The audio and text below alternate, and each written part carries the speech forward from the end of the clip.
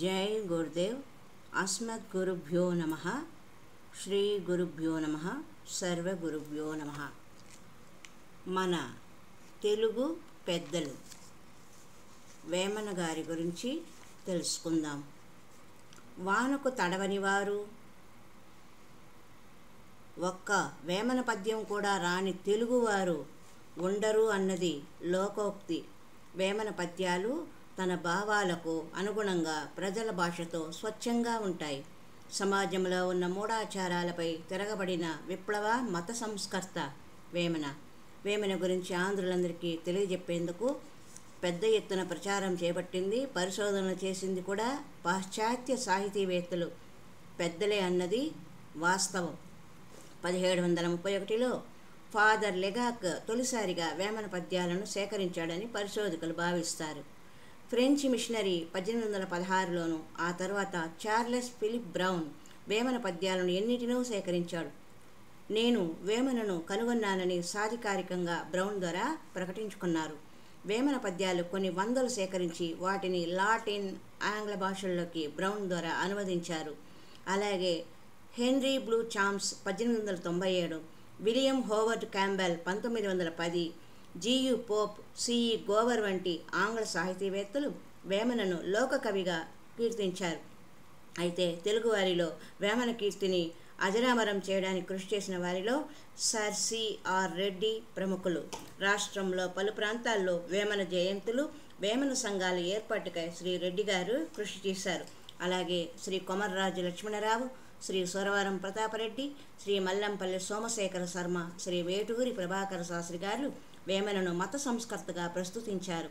అయితే కేంద్ర సాహిత్య అకాడమీ వారు ప్రముఖ పత్రికా సంపాదకులు శ్రీ నార్ల వెంకటేశ్వరరావుచే వేమన చరిత్ర రాయించి 14 భాషల్లో అనువాదం చేసి విశేష రీతిలో ప్రచారం చేపట్టారు. నేడు ఎందరో యువ తెలుగు కవులు వేమన గూర్చి సిద్ధాంత వ్యాసాలు సమర్పిస్తున్నారు. డాక్టర్ ఎన్ గోపి బంగోరే పరిశోధనలో ఎన్నో విలువైన సత్యాలను లోకానికి వెల్లడించారు. ద్రావిడ భాషలు అన్నింటిలోనూ ఆంగ్ల, యూరప్ భాషల్లోకి వేమన పద్యాలు అధిక భాగము అనువదించారు. వేమనకు లభించిన ఈ అపూర్వ ఖ్యాతి తెలుగులో మరి ఏ ఇతర సాహితీవేత్తకు లభించలేదని చెప్పవచ్చు. ఐక్యరాజ్య సమితిలో యునెస్కో విభాగం ప్రపంచ భాషా కవుల్లో గొప్పవారిని ఎంపిక చేసే సందర్భంలో వేమనను ఎంపిక చేసి ప్రపంచ భాషల్లోకి వేమన పద్యాలను అనువదింపజేశారు. ఇది తెలుగు వారందరూ గర్వపడే విషయం. వేమన కొండవీటి రెడ్డి రాజుల వంశం వాడని, గండికోట దుర్గాధిపతులకు చెందినవాడని అంటారు. కానీ ఇది నిజం కాదని పరిశోధకులు తెలియజేస్తున్నారు. కడప మండలంలోని ఒక చిన్న పల్లెలో మధ్యతరగతి కాపు కులస్తులకు జన్మించాడని, యోగిగా రాయలసీమ అంతా తిరిగి చివరకు కడప సమీపంలోని పామూరు కొండ గుహల్లో సిద్ధి పొందారని చెప్తారు. వేమన యవ్వనంలో సానివాడల రొంపిలో చిక్కుకొని తనను తాను ఇలా సమర్థించుకుంటూ ఒక పద్యం చెప్పారు.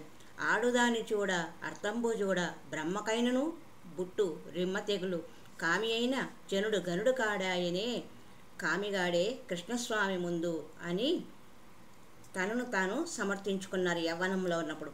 ఆ తర్వాత పెద్దలు పెళ్లి చేశాక ఇంటియాలు విడిచి ఇలజార కాంతల వెంట తిరుగువాడు వెర్రివాడు పంట చేను విడిచి పరిగ ఏరినట్లు అని వేమన తన ఏకపత్ని వ్రత వైశిష్ట్యాన్ని పేర్కొన్నారు. అయితే వేమన భార్య గురించి అంటూ ప్రస్తావించినప్పుడు నొసలు వ్రాసిన వ్రాత నులిమినా పోవునా అంటారు. చివరకు చెప్పులోని రాయి చెవిలోని జోరిగా కంటిలోని నలుసు కాలిముళ్ళు ఇంటిలోన పోరు ఇంత కాదయా అని తన యొక్క కుటుంబ జీవితాన్ని గురించి సర్ది చెప్పుకున్నారు. వేమన కామియే మోక్షకామి అయినాడు. వేమన క్రీస్తు శకము 1672కు చెందినవారుగా పరిశోధకులు పేర్కొంటారు. పండిత పామరులను మెప్పించిన లోకకవి వేమన. గ్రామీణుల అచ్చ తెలుగును దేశ చందము ఆటవెలది ఉపయోగించి తెలుగువారిని ప్రభావితం చేశారు. మత విప్లవం తెచ్చారు వేమన యోగి. వేమన సహజ కవి. ఆయన ప్రతిదీ ఆసుగా చెప్పుకుపోతుంటే శిష్యులు రాసుకునేవారు. మహాకవి కాళిదాసును పోలిన ఉపమానాలు వేమన తన పద్యాల్లో రాశాడని సాహితీవేత్తలు సహితము ప్రశంసిస్తారు. అల్పబుద్ధి వానికి అధికారమిచ్చిన దొడ్డవారి నెల్ల తొలగొట్టు చెప్పు తినుడు కుక్క చెరుకు తీపెరుగున అని ఉపమానాలతో పండిత పామరుల్ని ఆశ్చర్యపరుస్తాడు ఆయన. తన పద్యాల చివర విశ్వదాభిరామ వినురవేమ అని రాసుకొని వేమన తనకు తాను హితోపదేశము చేసుకున్నారు. అయితే ఈ అర్థం చెప్పడంలో పలువురు పలు రకాలుగా భాష్యం చెప్పారు.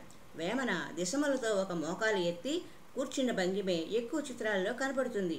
హిందూ మత యోగులు దిగంబరత్వంతో ఉండడము సహజం అని తంజావూరు సరస్వతి మహల్లో ఈ చిత్రమాతృక ఉందని పరిశోధకులు వెల్లడించారు. అయితే ఒకనాడు కాకలు తీరిన 2 కోడలు తలపడి పోట్లాడుకుంటుండగా ఆ దారిన పోతున్న వయసులో ఉన్న వేమన తన శక్తి సామర్థ్యాలతో వాటి కొమ్ములను అటు ఇటు నిలబెట్టి తుదకు తరిమి కొట్టాడట.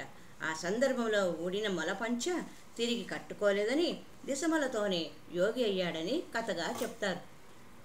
తల్లి గర్భమందు తా పుట్టినప్పుడు మొదలు బట్టలేదు తొదనలేదు నడుమ బట్టగట్ట నగుబాటుగాదుకో అని వేదాంత ధోరణిలో వేమన అన్నారంట. అందుకే ట్యాంక్ బండిపై నెలకొల్పిన వేమన విగ్రహం కూడా దిగంబరంగా ఒక మోకాలు ఎత్తి కూర్చున్నట్లు ఉంటుంది. వేమన సంఘంలో జరిగే పలు అసత్యాలను మోసాన్ని తీవ్రంగా నిరసించారు. తాను చెప్పినది ఎదుటివారి మనస్సును హత్తుకునేలాగా లోకోక్తులతో చిన్న పదాలతో బోధించారు. పుత్రోత్సాహం గురించి పేర్కొంటూ తల్లిదండ్రి మీద దయలేని పుత్రుడు పుట్టనేమి వాడు గిట్టనేమి పుట్టలోన చెదలు పుట్టవా గిట్టవా అని తల్లిదండ్రి తొలి గురువులని వేమన సంబోధించారు.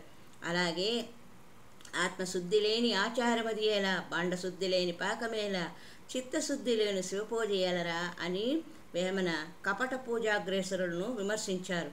మరొక పద్యంలో చంపదగిన ఎట్టి శత్రువు తన చేత చిక్కెనేని కీడు చేయరాదు పొసగమేలు చేసి పొమ్మనుటే చాలు అని పగను ఎలా పెంచుతుందో వర్ణించారు.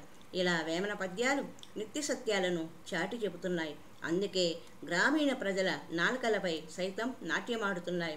వేమన ఒక ప్రత్యేక మతం గురించి ప్రచారం చేయలేదు, సార్వజనీనమైన ధర్మబోధ చేశారు.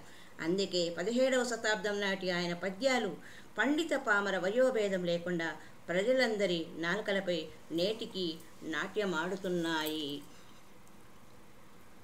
అందుకే మన తెలుగు పెద్దలను మనము గౌరవించాలి.